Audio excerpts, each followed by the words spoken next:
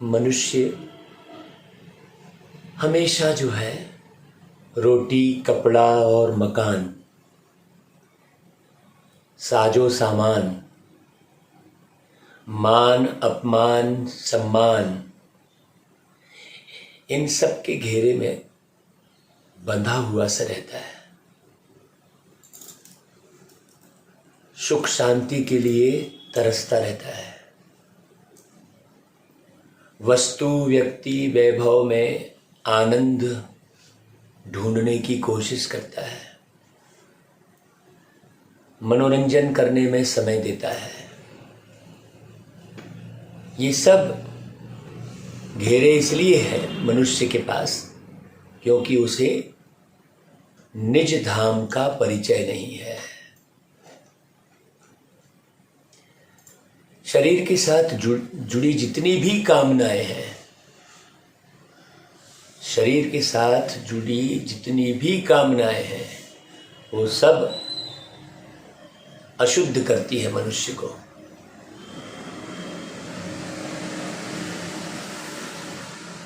और उसके अपने निज स्वरूप, आत्मस्थिति, निज धाम, जहां का मनुष्य रहने वाला है वास्तविक रूप में, और अपनी निज दुनिया जैसी उसकी पहले पूर्व में दुनिया थी, उसकी स्मृति में यदि रहता है तो उसके अंदर शुद्ध कामनाएं आती है और देह के भान में अशुद्ध कामनाएं आती हैं। तो अपने अंदर उठने वाली जो कामनाएं हैं अर्थात जो इच्छाएं हैं, उसकी यदि व्यक्ति जांच करता है तब ही वो स्वयं का परिवर्तन कर सकता है और वो अपने जीवन में सुख का मार्ग प्रशस्त कर सकता है और लाखों के जीवन में सुख लाने का माध्यम बन सकता है। तो आज बाबा इन बातों पर फोकस कर रहे हैं कि बच्चे, बाबा जो है हमेशा बच्चे बच्चे कहकर पढ़ाते हैं। जैसे ही बाबा ने मीठे बच्चे कहा तो सुनकर क्या एहसास हुआ? जैसे ही मीठे बच्चे कहा तो अशरीरीपन का एहसास हुआ, अति सूक्ष्म सितारे के स्वरूप का अनुभव हुआ अपने स्वयं का कि एकदम मैं लाइट हल्का सितारा हूं। रोटी, कपड़ा और मकान ये सब चाहिए शरीर को, और वास्तव में एक दिन तो मुझे ये शरीर छोड़ना ही है। तो भाई जैसे अपन कोई गाड़ी चलाते हैं तो उसका इंतजाम करते हैं, उसके लिए पेट्रोल का इंतजाम करेंगे, उसकी साफ सफाई का इंतजाम करेंगे, लेकिन उसमें डूब नहीं जाते हैं, उसमें खो नहीं जाते हैं। आज तो मनुष्य बड़े शौक से हर कार्य कर रहा होता है। चलो भाई थोड़ा सोते हैं कहेगा, वो सोने के लिए भी जाएगा तो बड़ा जो है उसी भान में रहेगा। चलो जरा घूमने जाते हैं ऐसा, या चलो कहीं किसी ढाबे में बढ़िया स्वादिष्ट भोजन करने चलते हैं, वो इस प्रकार की प्लानिंग करता है। चलो किसी टॉकीज में पिक्चर देखते हैं, थोड़ा मनोरंजन हो जाए। ऐसा क्यों? ऐसा इसलिए करना पड़ता है क्योंकि वो अपने निज स्वरूप को नहीं जान रहा होता है कि उसका अपना स्वरूप कितना हल्का, कितना लाइट, कितना जगमगाते सितारे की मानिंद है। अपने स्वरूप को भूलने के कारण वो राग, रंग और देह के ढंग में घूमता रहता है और उसे वास्तव में वो आनंद की प्राप्ति होती ही नहीं है। अधूरा सा महसूस करता है। हमेशा उसे किसी न किसी बात का दुख सालता रहता है। इसे बहुत अच्छे से समझिए। जब आप अपने निज स्वरूप में स्थित होते हैं तो आपके अंदर शुद्ध इच्छाएं होती हैं। बाबा इच्छाओं को खत्म करने नहीं बोल रहे हैं। बिना इच्छा के तो व्यक्ति जीवन ही नहीं जी सकता। लेकिन इच्छा कौन सी? इच्छा कौन सी? इच्छा वो होनी चाहिए कि इस दुनिया में आपस में आत्मीय स्नेह कैसे बढ़े, आत्मीय प्रेम से लोग कैसे रहें, निस्वार्थ निर्विकार प्रेम से। ये हो गई शुद्ध कामनाएं। सबको आत्मीय सुख कैसे प्राप्त हो, अलौकिक सुख, विदेही अवस्था का जो सुख है, ये राजा जैसी जिंदगी। जब आप अपने कर्मेंद्रियों के राजा बनते हैं तो आपके राजपाट में सारे सुख, चाहे वो भौतिक सुख हो चाहे वो पारिवारिक सुख हो, है ना भाई, हर एक सुख आपको अकिचार मिलना शुरू हो जाता है। ये बाबा ने एकदम नई विधि सिखाई सुख के मार्ग में जाने की, नया ज्ञान बताया। नहीं तो किसी को पता ही नहीं था। भाई आपको मालूम है क्या कि आप जिस घर में जन्म लिए तो कैसे ले लिए, वहां पता ही नहीं है आपने जन्म ले लिया है। बस इतना मालूम है कि 9 महीने गर्भ में थे, लेकिन याद है क्या कुछ भी? तुम कौन थे जो 9 महीने गर्भ में थे? तुम्हारा स्वरूप ओरिजिनल क्या था? नहीं मालूम है। जन्म लिया, शरीर छोड़ा, सारी दुनिया कहेगी राम नाम सत्य है, सबका यही गत्य है, यही चलेगा। फिर तुम तो गए और तुम्हें यह भी एहसास नहीं है कि तुमने शरीर छोड़ दिया है, ये भी पता नहीं है। क्योंकि शरीर में रहते हुए तुमने कभी भी अपने को अशरीरी समझा ही नहीं, हल्केपन का एहसास ही नहीं किया, अपने सत्य स्वरूप में स्थित ही नहीं हुए।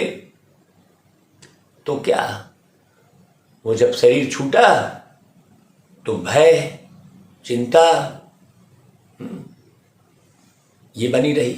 तुमने ये ज्ञान तो उठाया ही नहीं कि तुम्हारा अंत कभी होता नहीं।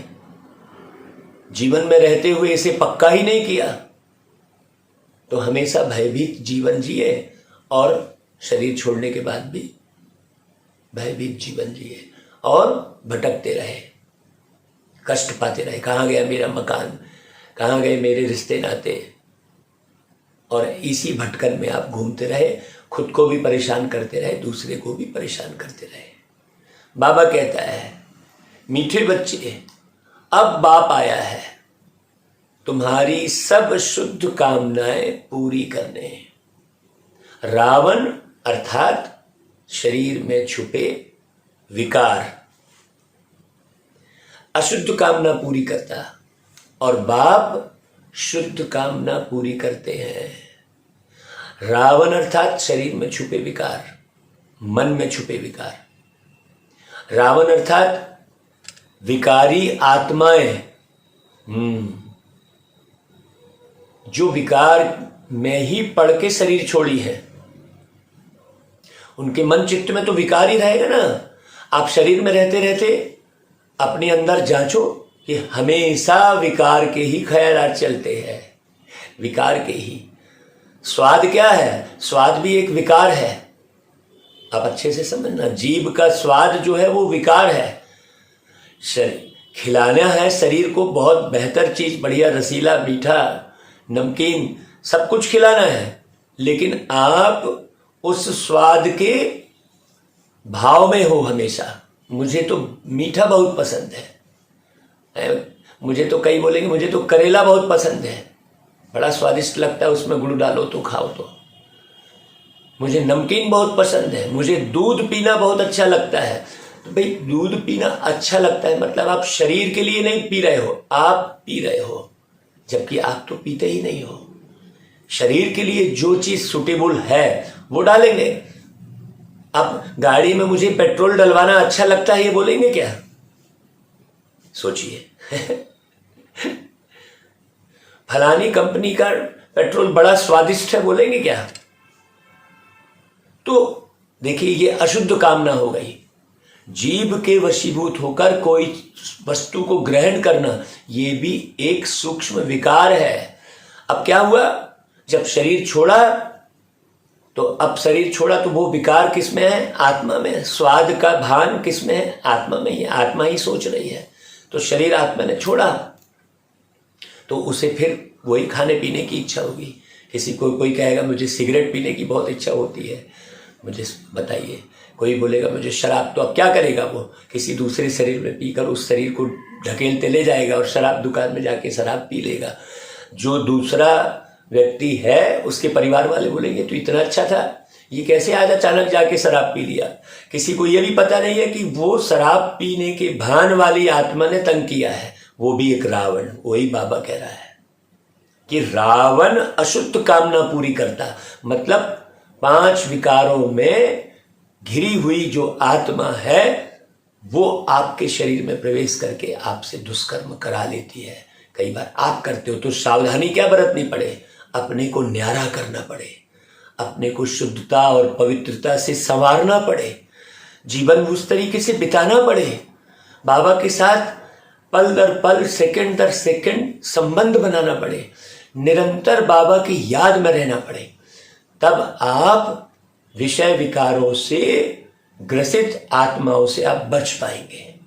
एक तो आपके अपने अंदर के विकार, आप अपने अंदर के विकारों से जीत हासिल कर लिए, फिर सोचा कि हाँ मेरे में तो क्रोध है ही नहीं, अब मेरे में तो वासना भी नहीं है, मुझे लोभ भी नहीं है, मैं तो बढ़िया हो गया हूं। और बस आप क्या हो गए, फिर आप बेफिक्र हो गए, फिर आप बाबा को याद करना छोड़ दिए, फिर आप दुनिया के राग रंग में लग गए, फिर ये पिक्चर देखा, वो किया, वो सब, बोले मैं तो समझ गया हूं पूरा ज्ञान, अब मैं चाहे जो भी करूं। उस दौरान जब आप पिक्चर देखने की कामना किए, उस दौरान पिक्चर देखने वाली आत्मा अंदर प्रवेश कर गई। ये सावधानी दे रहे हैं बाबा मुरली में, और आप फंस गए। फिर जब वो आत्मा खाने पीने आपके शरीर में उसको मिल रहा है, उसके शौक पूरे हो रहे हैं, वो विषय वासना में भी ढकेलेगी आपको। तो लापरवाह बाबा कहता है जब तक जीना है तब तक पढ़ाई पढ़ना है, अपने को बिल्कुल मजबूत बनाना है, बाबा की याद में रहना है, सावधान रहना है, हमेशा अलर्ट रहना है, एक्यूरेट रहना है, परफेक्ट रहना है। मुरली बस केवल मीठे बच्चे पढ़ लिए, 4 लाइन जल्दी जल्दी सुन लिए, आगे बढ़ गए, नहीं, उससे काम नहीं चलेगा भाई। ये अंत समय अनेक आत्माएं शरीर छोड़ेंगी और सब विषय विकारों से ग्रसित आत्माएं शरीर छोड़ेंगी, उनको होश भी नहीं रहेगा। होश में रहिए, होश में रहना शुरू कीजिए। बाबा कहता है जो बाप की श्रीमत का उल्लंघन करते हैं उनकी अंतिम गति क्या होगी।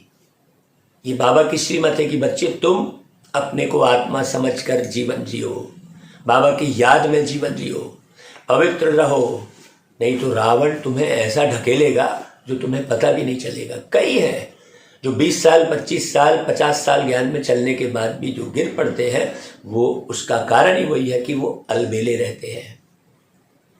समझो अच्छे से इस बात को। श्रीमत का उल्लंघन करने वालों को माया के भूत अंत में राम नाम सत्य है करके घर ले जाएंगे, ऐसा मारेंगे वो। देखो, राम नाम सत्य करके घर ले जाएंगे का अर्थ क्या हुआ, बहुत गहरी बात है इसमें। आत्मा को खींच के ले जाएंगे, ढकेल देंगे आपको मायावी नगरी में। बहुत गहरी समझने की बात है। जब तक आप आत्माभिमानी स्थिति में नहीं रहेंगे, सारा दिन जब तक आप हल्का महसूस नहीं करेंगे, तब तक आप जीत हासिल नहीं कर सकते। अपने को अशरीरी आत्मा समझना, परमात्मा के साए में रहना, प्यारे बाबा की याद में रहना। आप प्यारे बाबा की याद में रहेंगे तभी आप बुरी आत्माओं से, विकारों से बच पाएंगे, अन्यथा कोई दूसरा चारा है ही नहीं इस दुनिया में। आपने बाबा को पहचान लिया, ये बहुत बड़ी बात हो गई।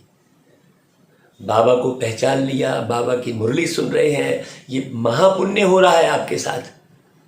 बाबा कहते हैं इस तरीके से आप घर जाएंगे, फिर बहुत कड़ी सजा खानी पड़ेगी, बहुत भटकेंगे।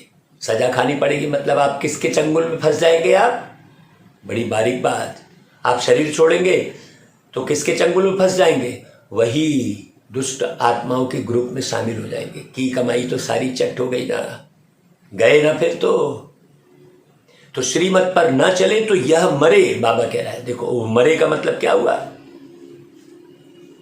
मरे का मतलब क्या हुआ, आप भी दुष्ट कर्म में लग जाएंगे शरीर छोड़ने के बाद भी। शरीर छोड़ने के बाद भी दुष्ट कर्म करती है आत्माएं, ये आप अच्छे से समझिए।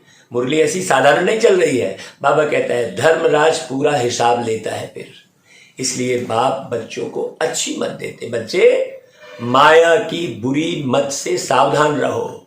किसी भी प्रकार की पिक्चर देखना, बाबा ने कहा बच्चे तुम अच्छे चित्र भी मत देखो। सोचो कितनी गहरी बात है। क्यों? क्योंकि आपको चित्र का भान रहेगा। अभी तो लोग ये सेल्फी, वो फोटो और उसी में लगे रहते हैं, फिर अपनी फोटो देखते बैठे रहते हैं पूरे समय अपने नाक नक्शे को। भाई सेवा अर्थ आपने अपनी फोटो बनाई ताकि भाई लोग आकर्षित होकर, क्योंकि फोटो देखकर ही आकर्षित होंगे, आपकी वाणी सुनने आएगा, वो अलग बात हो गई। और अपने नैन नक्श में खोए रहना वो अलग बात हो गई। तो ये चेक करो, आप चेक करो। इसलिए बाप कहते हैं बच्चे माया की बुरी मत से सावधान रहो। ये नैन नक्श देखना ये माया की मत है। हाँ, उसी स्वरूप में भगवान का भी वर्णन करते रहते हैं। एक तो तेरे होंठ पतले ऊपर से लाली लगी, एक तो तेरे हाथ कोमल उसमें भी मेहंदी लगी। बस वही करते रहते हैं, वही नैन नक्श वही वर्णन करते रहते हैं। क्यों? खुद देह के भान में है तो परमात्मा को भी देह के भान में समझते हैं। सोचने की बात है। बाबा कहता है ऐसा ना हो कि बाप का बनकर फिर कोई विकर्म हो जाए और 100 गुना दंड भोगना पड़े। अभी आप अशरीरी अवस्था की बात को समझना। 100 गुना दंड, भाई 100 गुना दंड क्या है उसको भी समझना। बड़ी डिटेल है भाई मुरली। हम आपको अदृश्य जो है वर्णन जो है, क्योंकि हम हजारों बार अशरीरी होकर इस पूरे विश्व का भ्रमण करके हमने सारे कारोबार देखे हैं अच्छे से कि कौन क्या कर रहा है। आत्मा शरीर छोड़ने के बाद कहाँ क्या क्या गड़बड़ कर रही है ये हमें अच्छे से मालूम है। इसलिए मुरली हम साधारण रूप में नहीं चलाते भाई। आप इस मुरली को सबको भेजेंगे ताकि सब जागृत हो जाए। आत्माभिमानी स्थिति में हमको पूरे संसार को स्थित कर रहा है। ये छोटी मोटी ड्यूटी थोड़ी मिल रही है आपको। ये साधारण ऐसे ही कोई भक्ति थोड़ी है कि चलो भाई हमने गए मंदिर में अगरबत्ती जलाए, पूजा की, दीपक जलाए, हो गया काम। नहीं भाई, ये पढ़ाई है बहुत गहरी पढ़ाई है। इसे अच्छे से समझना है। मुरली ऐसी साधारण थोड़ी चला रहे बाबा। इसलिए बाबा ऐसे ऐसे बच्चों को चुने हैं। बाबा उनको पसंद करते हैं जो बाबा की मुरलियों पर, बाबा के शब्द पर, एक एक शब्द पर विचार सागर मंथन करते हैं। तो बाबा कहते हैं श्रीमत पर चलना अच्छे से।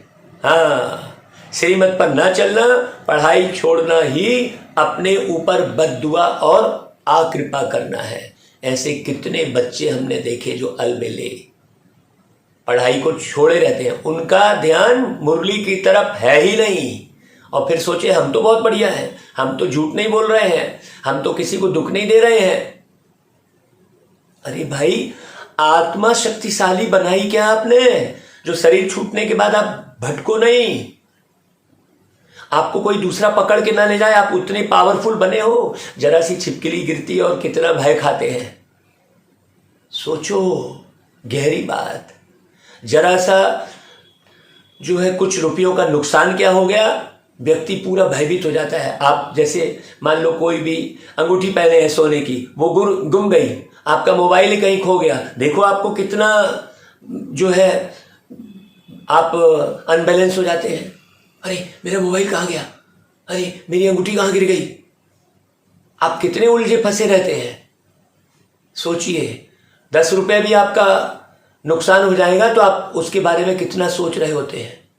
अशरीरी अवस्था तो है ही नहीं, अपने कर्मों की तरफ ध्यान तो है ही नहीं। सोचो, मुरली आप सुन रहे हो, क्या सुन रहे हो? गीत सुन लिया, ओम नमो शिवाय, दुनिया में बजाते हैं गीत, बहुत अच्छे से समझना। थोड़ा बाबा कभी फोर्स में मुरली चलाते हैं, कभी प्यार के सागर। बाबा तो आनंद के सागर, ज्ञान के सागर, सुख के सागर हैं।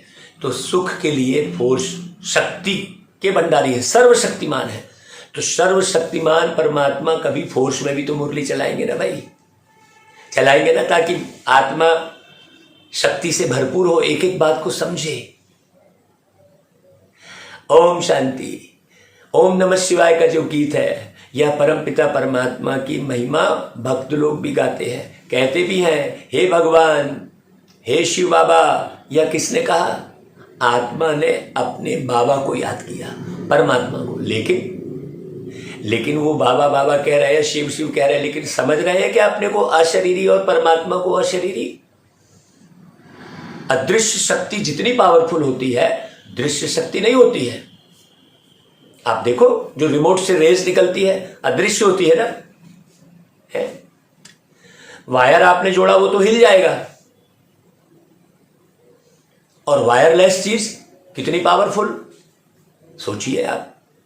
वायर दृश्य में है और अदृश्य वो रेज है, साइंस ने सिद्ध कर दिया। तो आपको अदृश्य शक्ति को समझना है। ऐसे आप दृश्य में आप इतने डूब गए कि अदृश्य को बिल्कुल भूल गए, अदृश्य के बारे में कुछ समझा ही नहीं।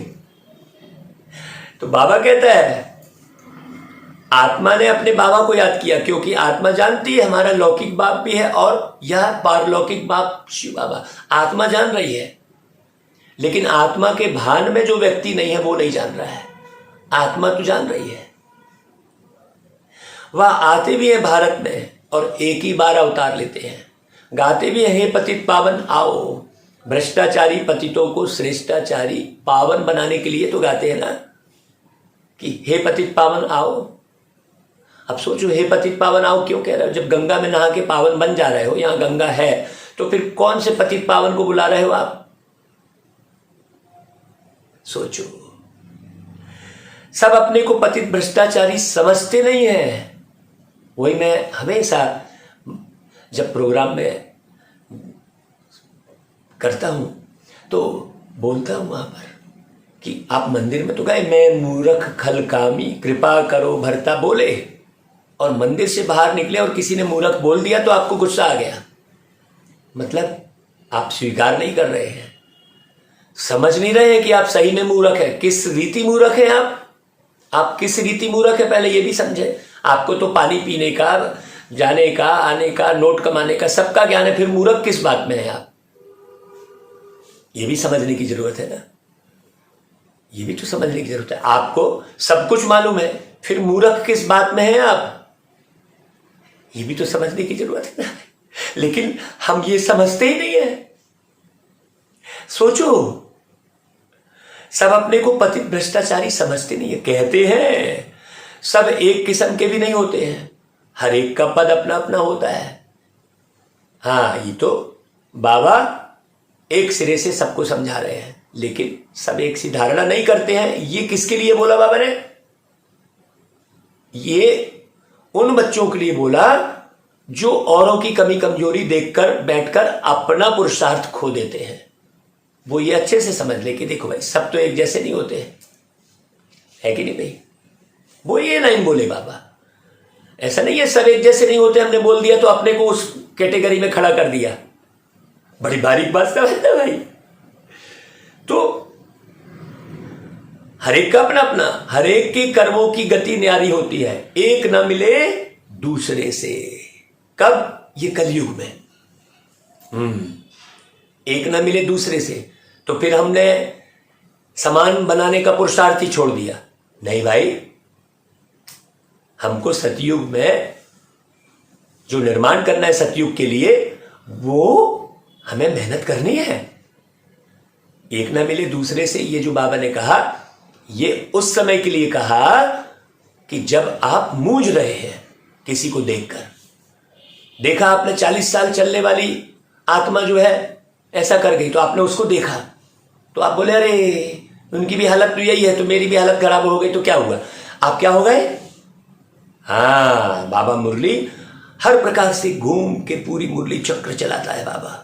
बहुत अच्छे से समझना बाबा के चक्र को। तो हर एक अपने अपने कर्मों के हिसाब से फल पा रहे हैं। बाप बैठ समझाते हैं, बच्चे तुम बाप को न जानने के कारण इतने आरफन पतित बन गए हो। बाप को न जानने के कारण भाई हमको क्या करना है, हमको केवल बाबा को देखना है कि बाबा प्यार का सागर है, बाबा ज्ञान का सागर है, बाबा शांति का सागर है। पूरे समय हमको बाबा को देखना है। जब हम पूरे समय बाबा को देखते रहेंगे तो ही हम अपना निर्माण कर पाएंगे। जैसे ही हमने किसी महारथी, किसी रथी, किसी वैरागी, किसी त्यागी पुरुष को और देखते रहे और उसकी महिमा गाते बैठे रहे, माने आप गए। क्यों? क्योंकि वो आत्मा कब नीचे गिर जाए कोई भरोसा नहीं है। क्योंकि आत्मा तो हमेशा नीचे आई तो फिर ऊपर गई ही नहीं ना भाई। सृष्टि के चक्र को समझने की जरूरत है। बाबा नीचे आए तो फिर चट चले गए परम धाम। बाबा तो यहां रहे नहीं, पढ़ाए और चल दिए, लेकिन आत्माएं तो यहां रही ना। तो वो नीचे उतरने की तो आदत पड़ी हुई है आत्मा में। तो किसी भी आत्मा को देखो ही मत। हाँ, देखो कितनी गहरी बात। तो बाबा कहता है तुम बाप को न जानने के कारण इतने आरफन बने। कहते भी है पतित पावन सर्व के सदगति दाता आप हो। फिर गीता व गंगा पतित पावनी कैसी हुई? जब कह रहे हो कि सर्व के सदगति दाता एक परमात्मा है, तुमको इतना बेसमझ किसने बनाया? इन 5 विकारों रूपी रावण ने, देह के भान ने, मुख्य विकार। तो इसलिए एक ही पुरुषार्थ है सारा समय, देह का भान त्यागना। आप चल रहे हो गाड़ी में, घूम रहे हो, जा रहे हो, अब बार बार चेक करो आप देह के भान में आ रहे हो क्या। कोई वस्तु आकर्षित की, कोई वैभव आकर्षित किया, आप देखो, चेक करो। ये हर पल चेकिंग करने की जरूरत है। क्यों? क्योंकि आप 63 जन्म उस चक्कर में घूमे हो ना भाई। ये बाबा ने बताया है। तो कितना पुरुषार्थ करना पड़े, गहरा करना पड़ेगी नहीं? सोचो। बाबा कहता है अभी सभी रावण राज्य अथवा शोक वाटिका में है। और समझ रहे हैं अशोक वाटिका, गायन अशोक वाटिका है। और पूरे समय उस अशोक वाटिका में बैठकर सीता को रोते हुए ही दिखाए हैं। तो कहां से अशोक वाटिका हो गई भाई? वो तो शोक वाटिका ही कहलाएगी ना। सोचने की बात है।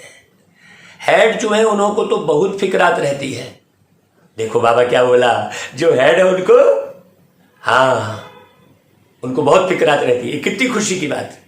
सारा समय फिक्र रहेगी कि मैं किसको कैसे करके समझा लूं, कैसे अपने पाप कर्म दग्ध कर लूं। वो कशिश रहेगी, वो तड़प रहेगी, वो फोर्स रहेगा। तो जो हेड है उनको फिक्र रहेगी। क्या फिक्र रहेगी? अरे सब दुखी है भाई, इसलिए पुकारते हैं हे बाबा आप आओ, हमको भी स्वर्ग में ले चलो। कल या परसों वो गीत बजा था ना, ओ दूर के मुसाफिर हमको भी साथ ले ले रे। गीत बजा था कि नहीं बजा था? हाँ, याद है आपको? सोचो, वो क्षण याद है? वो दूर के मुसाफिर याद है? वो दूर का मुसाफिर कितने गहरे से याद है। तो बाबा कहता है कि सब बोल रहे हैं कि हमको भी स्वर्ग ले चलो। सदैव निरोगी, बड़ी आयु वाले, शांति संपन्न, धनवान बनाओ। सब आयु की भीख मांगते हैं कि नहीं? कितना भी पैसा खर्चा हो जाए, डॉक्टर को बोलते हैं भैया डॉक्टर साहब मेरी मां को बचा लो, कैसा भी करके मेरी मां को बचा लो डॉक्टर साहब। तो डॉक्टर साहब बोलते हैं मेरे हाथ में कुछ नहीं है भाई, अब मैंने सब कुछ कर लिया है, अब उसके हाथ में, तुम उसको याद करो। आखिरी में जब बोलना है तो पहले ही क्यों ना बोलो भाई। जब आपको आयु बचाने की, अपने रिश्ते नातों को बचाने की इतनी परवाह है तो पहले ही भगवान के साथ संबंध जोड़ लो ना। नहीं, कहीं तो बोले भगवान है ही नहीं, जो कर रहे हैं हम कर रहे हैं। सोचो कितने मुझे हुए लोग। ये मुरली सब तरफ भेजने की जरूरत है। प्रत्येक व्यक्ति को ये मुरली भेजे और भेजने के बाद फोन करें कि भाई साहब आप जरा ये मुरली सुन लेना प्लीज। ऐसा रिक्वेस्ट करें, बहुत प्यार से बोले उनको, बहुत सम्मान से बोले, आप तो बहुत योग्य है, आप बहुत समझदार हैं, इसलिए मैंने आपको मुरली भेजी है, भगवान की वाणी भेजी है। चलो ये भी मत बोलो, आप बोलो बहुत सुंदर मोटिवेशनल क्लास है, क्योंकि परमात्मा से अच्छा कोई मोटिवेटर होगा क्या इस दुनिया में? और यदि मैंने उसकी मुरली को सुन लिया और किसी को सुनाया नहीं, तो मैं कितना अकर्तव्य काम कर रहा हूं। सोचो, यदि मैंने बाबा की मुरली को सुन लिया, समझ लिया, और 500 लोगों को प्रतिदिन भेजने का पुरुषार्थ करना चाहिए, प्रतिदिन। मैं नहीं कह रहा हूं कि आप जो मैं मुरली सुना रहा हूं उसी को भेजो, आपको जिसकी मुरली अच्छी लग रही है, समझ में आ रही है, एक एक शब्द आप उसको भेजो। हमको कोई वहां पर महपन नहीं है भाई। आप ये नहीं समझना कि मैं अपना YouTube चैनल आगे बढ़ाना चाह रहा हूं, कोई ऐसा भाव नहीं है। क्या कर लेंगे हम YouTube चैनल को आगे बढ़ा के? भाई बाबा का ज्ञान सब तरफ पहुंच जाए और लोग समझकर अशरीरीपन का अभ्यास करना शुरू कर दें, ताकि अंत समय में अपार कष्ट से आत्मा बच जाए। क्योंकि ये अंतिम समय चल रहा है।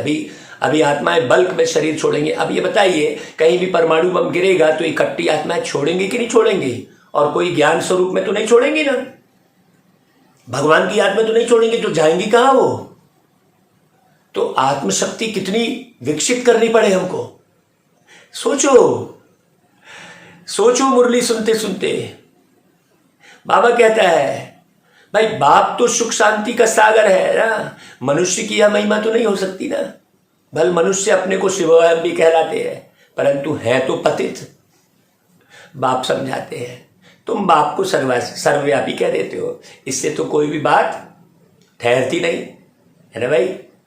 बुद्धि कहाँ ठहरेगी जब सर्वव्यापी कह दिया? तो भक्ति भी चल नहीं सकती, क्योंकि भगत भगवान को याद करते हैं। अगर भक्ति में भी आप सर्वव्यापी कह रहे हो, तो फिर आप बुद्धि को रोकोगे कहां? भक्ति भी नहीं चल सकती। भगवान एक है और भक्तियां अनेक है। राम एक है और सीताएं अनेक है। भक्ति मार्ग में बहुत सारे साधु संतों को हमने ये कहते सुना कि सीता है भक्ति, ऐसा कहते सुना है। तो सीता है भक्ति, तो भक्तियां मतलब कौन? आत्माएं जो भक्ति कर रही हैं। वो कौन कर रही है? आत्मा ना भाई। तो भक्तियां मतलब आत्मा है। तो जब सब कुछ भगवान को पत्थर ठिक्कर में ठोक खुद भी पत्थर बुद्धि बन जाते, तब बाबा कहता है मुझे आना पड़ता है। सोचो, हम कहते हैं जब आप पत्थर को भगवान समझ सकते हो, इतनी बड़ी अथॉरिटी, तो फिर पत्थर को इंसान भी समझ के उससे बातें करो ना भाई। है फिर इंसानों का सम्मेलन क्यों कर रहे हो आप पत्थरों का सम्मेलन करो, है अलग अलग इंसान बना लो, है और उनसे सम्मेलन करो। फिर जब पत्थर को आप भगवान समझ सकते हो, तो फिर इंसान भी समझने में क्या तकलीफ है? सोचने की बात है। तो बाबा कहता है मुझे तो तुमने पत्थर को ठिक्कर में ठोक दिया। प्रजापिता ब्रह्मा द्वारा पावन दुनिया की स्थापना कराते हैं, ये बात गहरे से समझ जाओ। ये मुरली किसकी चल रही? भगवान की। किसके तन में प्रवेश करके सुनाए? ब्रह्मा के तन में। अभी भी वृद्धि को पाएंगे। जो ब्राह्मण बनेंगे वही फिर देवता बनेंगे। अंत समय तक जो ब्राह्मण लुढ़क गए वो देवता कदापि नहीं बनेंगे। कोई ये ना सोच ले कि मैं तो 50 साल चला हूं और लुढ़क गया तो मैं, अरे भाई एकदम सीधी सी बात है। एक बूंद नींबू से एक गंजा दूध फट जाता है, तो फिर क्या दुर्दशा होगी?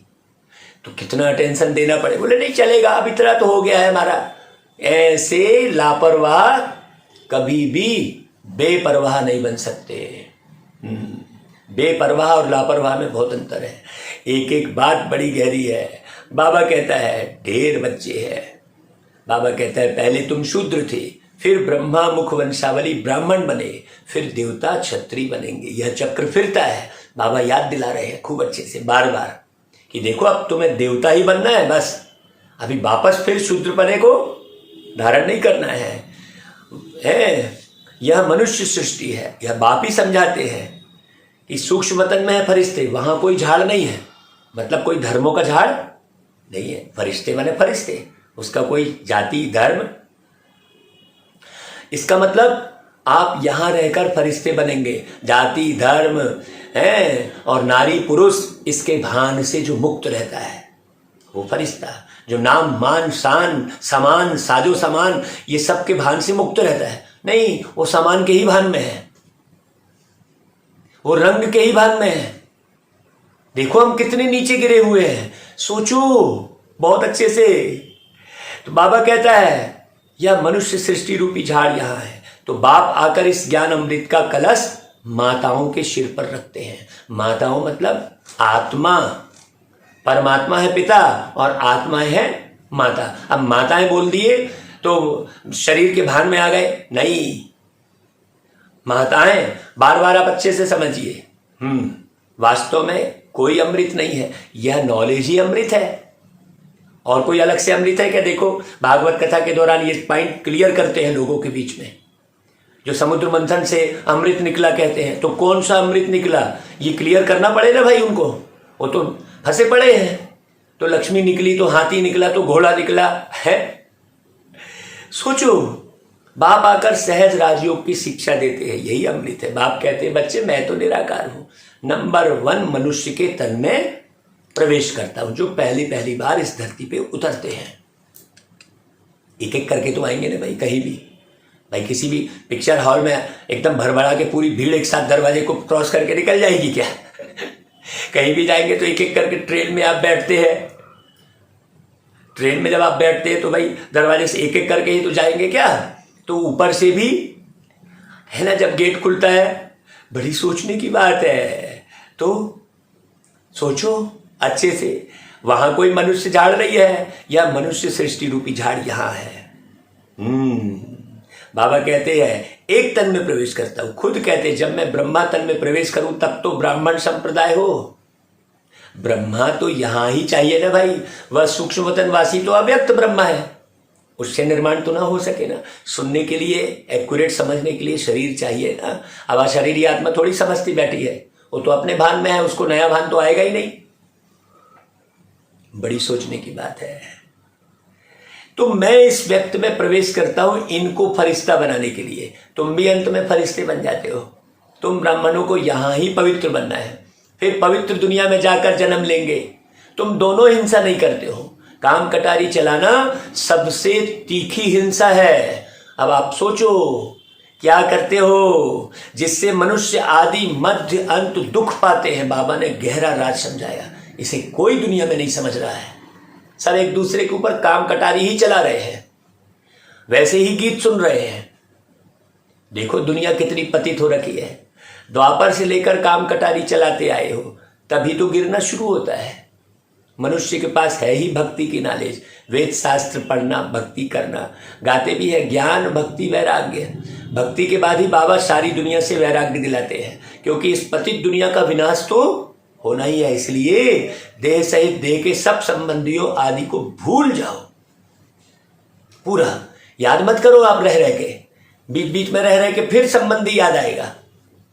हाँ, काम चलाना है बस, है ना भाई।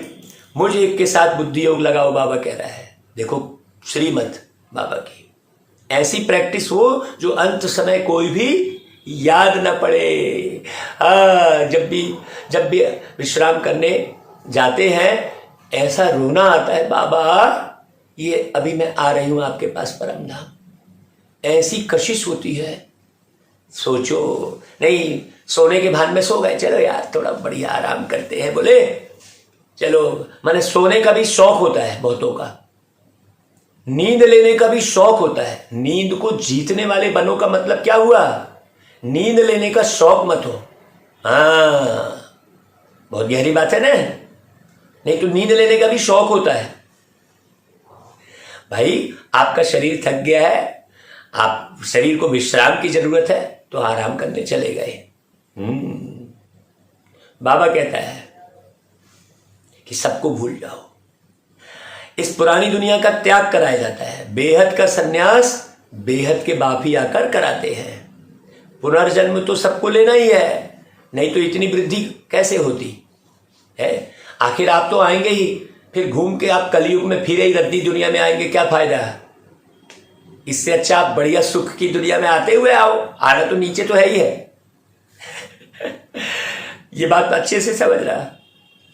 कोई ये सोचे कि मैं इस जीवन चक्र से मुक्त हो जाऊं, कभी ना आना पड़े, कभी ना आना पड़े, सोचने वाले जरा ये ध्यान देवें कि तुम आए हो तो यही सिद्ध हो रहा है कि तुम्हें आना पड़ता है। कभी ना आना पड़े तो फिर आए कैसे है? सोचो कैसे आए, क्यों आए फिर कभी ना आना पड़े। सोचो, ऐसी प्रैक्टिस अच्छे से समझो बहुत ज्ञान को। हद के सन्यासियों द्वारा पवित्रता का बल भारतवासियों को मिलता है। भारत जैसा पवित्र खंड और कोई होता नहीं। मतलब जो परमात्मा के ज्ञान का भार उठाता है, सबके बेड़ा पार करने का जो भार उठाता है, उसके जैसा पवित्र कोई हो नहीं सकता। जो पूरे समय होना है लगा है, हाँ, जिसने अपने ऊपर भार उठाया है। बहुत गहरी बात समझना। बाप का यह बर्थ प्लेस है। कौन सा? जिसने भार उठाया है। बर्थ प्लेस ब्रह्मा की भ्रुकुटी तख्त। हाँ, इसलिए तख्त बोलते हैं बाबा। परंतु मनुष्य जानते नहीं बाप कैसे अवतार लेते हैं, क्या करते हैं। अब हम वो भारत के उस नक्शे के भान में आ गए जो हम देख रहे हैं। पार्टिकुलर किसी भूमि को समझ लिया हमने। देखो कितनी गहरी बात है। बाबा समझाते समझाते हर लाइन को समझाते हैं। अवतार लेते हैं, क्या करते हैं, कुछ भी नहीं जानते। ब्रह्मा का दिन ब्रह्मा की रात भी कहते हैं। आ गई बात। दिन अर्थात स्वर्ग और रात अर्थात नर्क। जानते ही नहीं ये बात। अब भारत कहा तो क्या हुआ, वो एक नक्शा याद आ गया और उसी नक्शे के आकार में वो एक तो देवी खड़ा कर देते हैं, बोले भारत माता, उसकी भी पूजा शुरू कर देते हैं। जय हो भारत माता कहते हैं। तो दिन अर्थात स्वर्ग और रात अर्थात नर्क। हाँ, रावण राज्य में सब दुर्गति को पाए हुए हैं। अभी तुम बच्चे बाप द्वारा सतगति को पा रहे हो, सच्चा ज्ञान सुन रहे हो, सच्चा मार्ग पा रहे हो। कितनी खुशी रहनी चाहिए भाई। तुम इस समय हो ईश्वरी औलाद, परमपिता परमात्मा का बच्चा ब्रह्मा और उनके तुम एडॉप्टेड बच्चे, तो शिव बाबा के पुत्र ठहरे। कितनी खुशी है। यह पुत्र ब्रह्मा भी है। हाँ, ब्रह्मा भी सुनते तो तुम पोत्रे पोत्रियां भी सुनते हो। देखो बाबा कितना प्यार लुटा रहा है। जैसे दादा को घर में जो बूढ़े बुजुर्ग रहते हैं, नाती पोतों में कितना प्यार आता है। नाती पोतों को गोद में उठाता है। बेटा तो बड़ा हो गया अब गोद में किसको उठाया? तो ऐसा अनुभव हो रहा है भाई आपको। सोचो, अभी फिर यह ज्ञान प्राय लोप हो जाएगा। यह राजयोग बापी आकर सिखलाते हैं। सन्यासियों का पार्टी अलग है और तुम आदि सनातन देवी देवता धर्म वालों का पार्ट ही अलग है। अपने पार्ट को पहचानो। वहां देवताओं की आयु भी बड़ी रहती है, अकाले मृत्यु नहीं होती है। वहां देवताएं आत्माभिमानी होते हैं, परमात्मा अभिमानी नहीं होते हैं। यहाँ तो दोनों बातें हैं। बाबा की स्मृति, बाबा का घमंड है कि कौन मिला मुझे, बाबा मिला। इस समय तुम आत्माभिमानी भी हो और परमात्मा अभिमानी भी हो। इस समय तुम जानते हो हम परमात्मा की संतान है। बाकी उसके बाद तो कभी नहीं जानेंगे। हाँ, परमात्मा के ऑक्यूपेशन को जानते हो। यह हुआ शुद्ध अभिमान। अपने को शिवोहम व परमात्मा कहना, यह हुआ अशुद्ध अभिमान। तुम अभी अपने को भी और परमात्मा को भी जान गए हो। किसके द्वारा? परमात्मा के द्वारा। ना हम अपने को जान रहे थे, ना परमात्मा को जान रहे थे। तुम जानते हो परम पिता परमात्मा कल्प कल्प आते हैं। भक्ति मार्ग में भी अल्पकाल का सुख वह देते हैं, बाकी वह चित्र तो जड़ है। तुम जिस मनोकामना से पूजा आदि करते हो तो मैं तुम्हारी सब शुद्ध कामनाएं पूरी करता हूं। बाबा देखो, अशुद्ध कामना तो रावण पूरी करता है। बहुत अच्छे से समझना, बहुत सावधान रहना। बहुत रिद्धि सिद्धि आदि सीखते हैं, वह है सब रावण मत। मैं हूं ही सुखदाता, मैं किसको दुख नहीं देता हूं। कहते हैं दुख सुख ईश्वर ही देते हैं, यह भी मेरे ऊपर कलंक लगाते हैं। हाँ, है ना भाई, बहुत अच्छा। अगर ऐसा है तो फिर बुलाते ही क्यों, जब बाप ही दुख देता है तो दुख देने वाले को बुलाएंगे क्या? सोचो, जब आप जान रहे हो कि वो दुख देता है तो फिर बुलाते क्यों हो? परमात्मा रहम करो, क्षमा करो। जानते हैं धर्मराज के द्वारा बहुत दंड खिलाएंगे। बाप समझाते हैं, बच्चे भक्ति मार्ग के इन शास्त्रों आदि में कोई सार नहीं है। अभी तुमको भक्ति अच्छी नहीं लगती, ऐसे भी नहीं कहते हो कि हे भगवान। आत्मा दिल अंदर याद करती है, बस यह है अजप अजाप। आत्माओं से निराकार बाप बात करते हैं। आत्मा सुनती है। अगर कहें सर्वव्यापी है फिर तो सब परमात्मा हो गए। बाप कहते हैं कितने पत्थर बुद्धि बन गए हैं। मनुष्यों को तो बड़ा डर रहता है, कहाँ गुरु बद्दुआ न दे।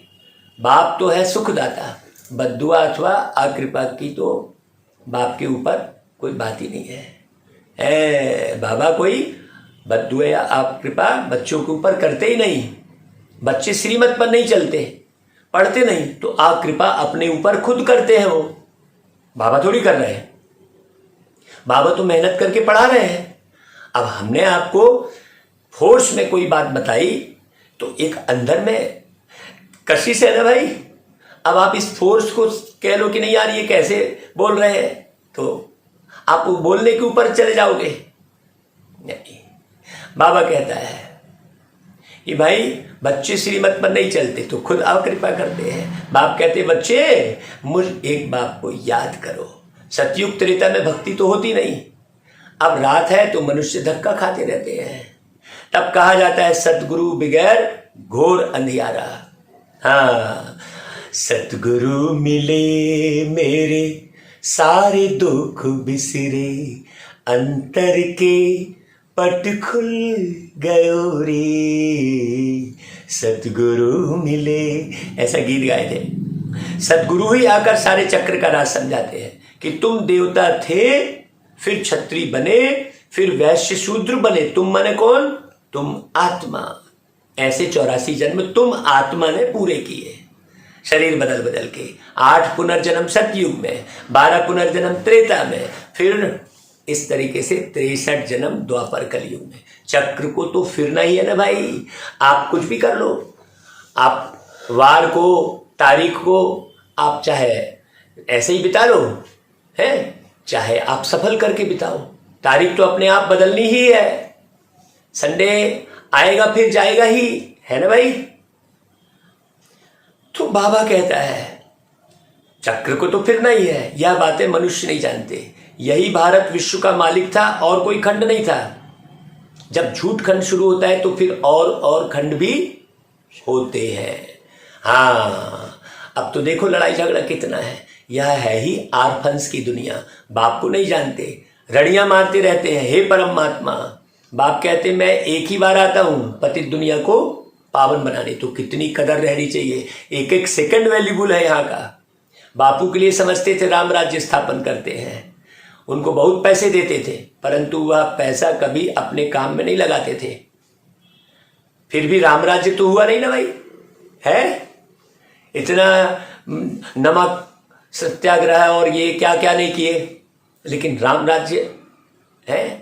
सत्याग्रह आंदोलन माने सत्य के मार्ग पर व्यक्ति आगे बढ़े, लेकिन सत्याग्रह, सत्यग्रह यानी सत्य घर को तो जानते ही नहीं थे ना भाई, है कि सच्चा सच्चा घर परम धाम है। तो बाबा कहता है कि भाई हुआ तो नहीं, यह तो है शिव बाबा दाता है ना, सिर्फ समझाते हैं विनाश तो होना ही है।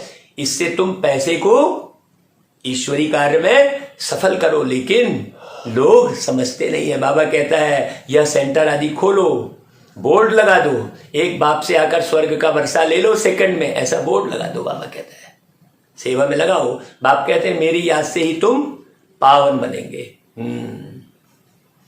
बाबा की मुरली पढ़ पढ़ के 1 लाख स्लोगन बाबा ने लिखवा दिए अलग से, उसको छपा छपा के बांटते रहते हैं।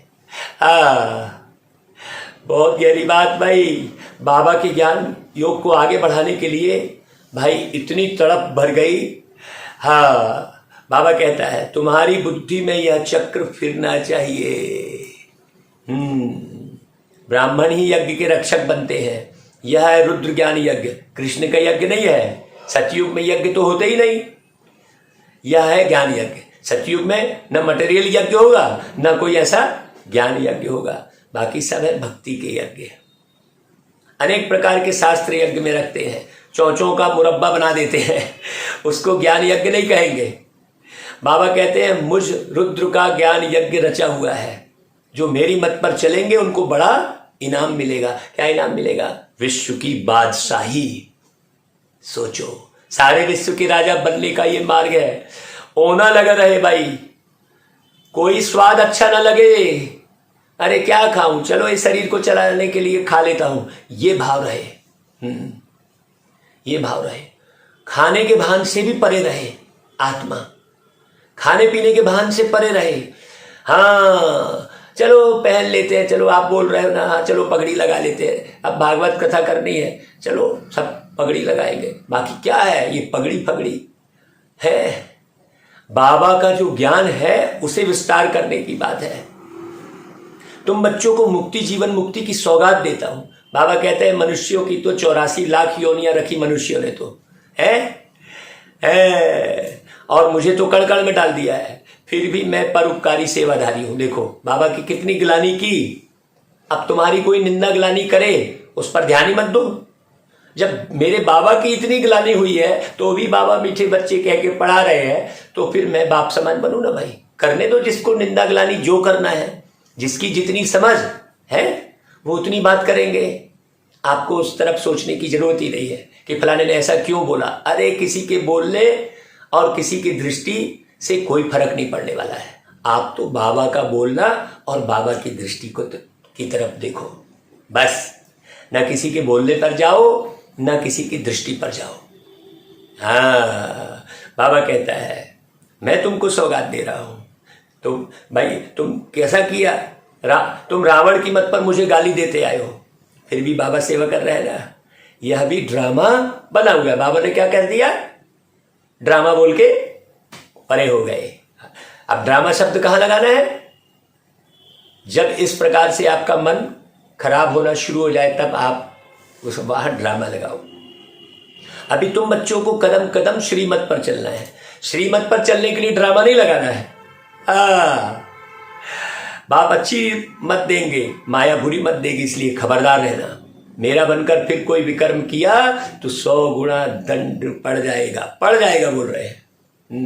मैं दूंगा नहीं बोल रहे बाबा। सिस्टम सेट है भाई, कांटे में पैर डालेंगे खून निकलेगा। आप भूल से डालो चाहे जानबूझ के डालो। अब भूल से डालोगे तो वो कांटा थोड़ी बोलेगा नहीं नहीं यार आपने भूल से मेरे ऊपर डाल दिया तो मैं खून नहीं निकालता, ऐसा थोड़ी बोलेगा। सिस्टम सेट है। हाँ सिस्टम सेट है भाई।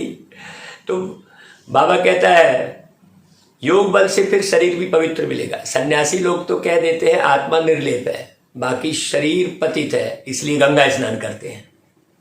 बताओ, अरे आत्मा सच्चा सोना नहीं होगी तो जेवर सच्चे सोने का कैसे बनेगा भाई।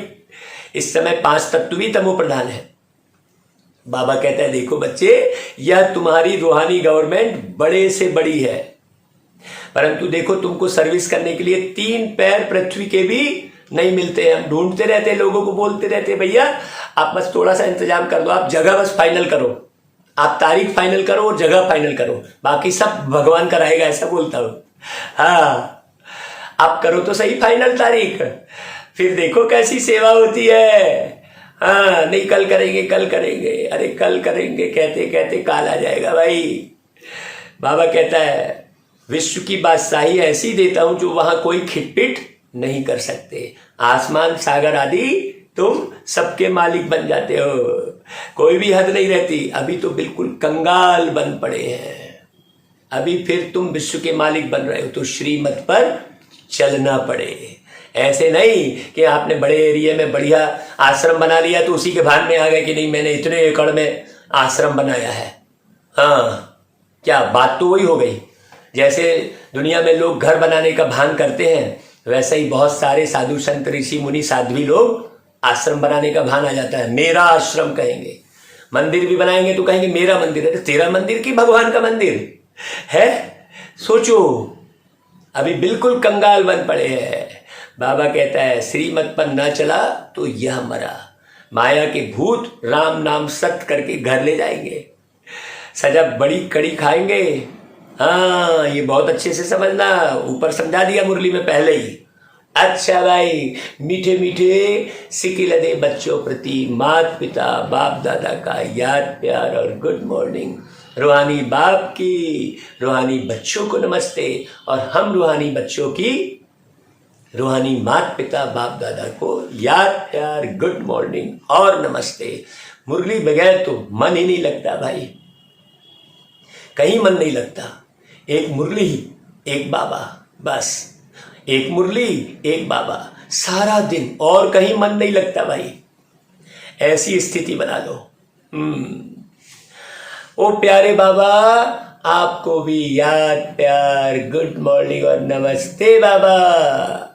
धारणा के लिए सार, यज्ञ की प्यार से सेवा कर, कदम कदम पर श्रीमत पर चलते बाप से मन इच्छित फल, अर्थात विश्व की बादशाही लेनी है। ऐसा नहीं कोई भी पद मिल जाए, ऐसा पुरुषार्थ करो। ऐसा नहीं हाँ हम तो महारानी बनेंगे और पुरुषार्थ कुछ है ही नहीं, केवल रिपीट थोड़ी करना है।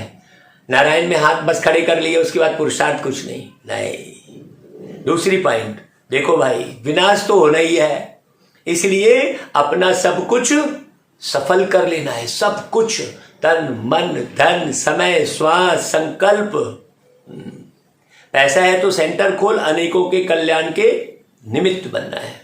अच्छा भाई, फिर वरदान, मनसा द्वारा तीव्र गति की सेवा करने वाले बाप समान मर्सीफुल भाव। मनसा द्वारा तीव्र गति की सेवा किसमें होगी? मन के द्वारा। संगम युग पर बाप द्वारा जो वरदानों का खजाना मिला है, उसे जितना बढ़ाना चाहो उतना सबको देते जाओ। जैसे बाप मर्सीफुल है, ऐसे बाप समान मर्सीफुल बनो।